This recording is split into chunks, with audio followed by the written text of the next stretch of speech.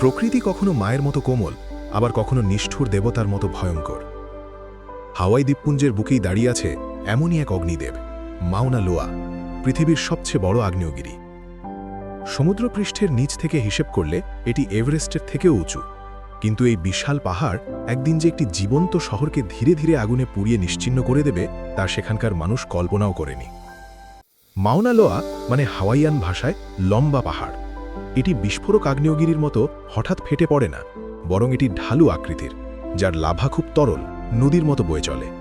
এটাই একে ভয়ঙ্কর করে তোলে, কারণ এখানে পালানোর সময় থাকে কিন্তু থামানোর কোনো উপায় থাকে না।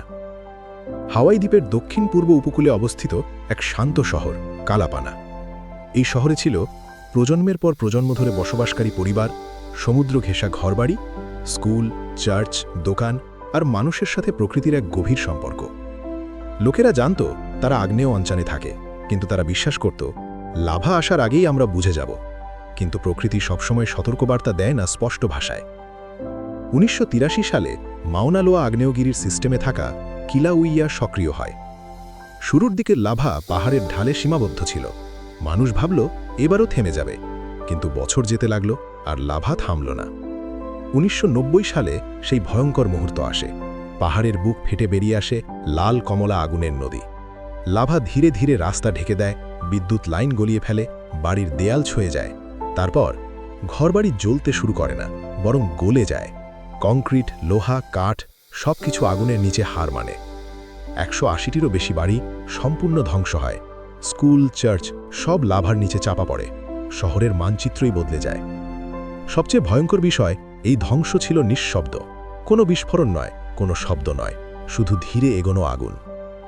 একজন বাসিন্দা বলেছিলেন, আমরা জানতাম বাড়ি হারাবো, কিন্তু নিজের শৈশব, স্মৃতি, কবরস্থান সব একসাথে হারাবো ভাবিনি। লাভা সমুদ্রে গিয়ে পড়ে, নতুন জমি তৈরি করে।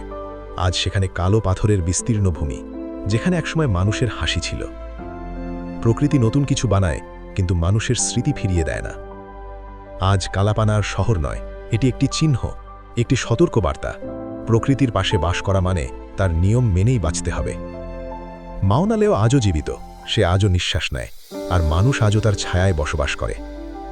এই গল্প শুধু একটি শহর ধ্বংসের নয়, এটি মানুষের সাহস, প্রকৃতির শক্তি এবং বিনয়ের গল্প। কারণ আগ্নেয়গিরির কাছে মানুষ শুধু অতিথি। ভিডিওটি ভালো লাগলে লাইক, কমেন্ট, শেয়ার এবং সাবস্ক্রাইব করতে ভুলবেন না। এবং কমেন্টে বলুন পরের ভিডিওতে কোন বিষয় নিয়ে জানতে চান।